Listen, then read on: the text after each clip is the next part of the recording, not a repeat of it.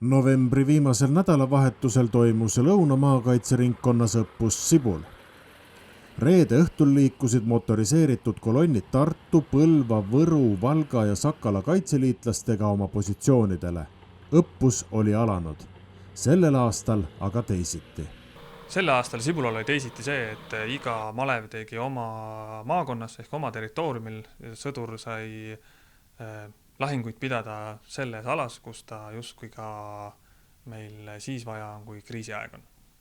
Millised ülesanded Sakala maleval olid? Sakala maleva ülesanded olid varitsuste tegemine, vastase nii-öelda siis avastamine, silmapiiril hoidmine, et me teaksime, kus vastane justkui meie territooriumil on. Vastase liikumine ei jäänud märkamata. Ühtäkki kostus hüüe vastane teel ning metsavaikuse katkestasid püssilasud.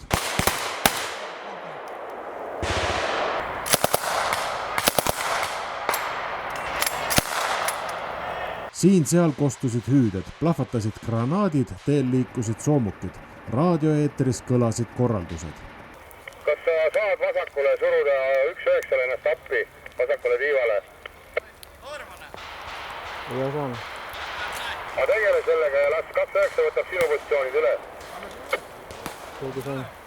Sama kiirelt kui lahing oli alanud, taga lõppes. Vastane sai tagasi löödud ning tal tuli kaotused kokku lugeda. Võitlejad aga liikusid uutele positsioonidele. Õppused ongi teadmiste omandamiseks.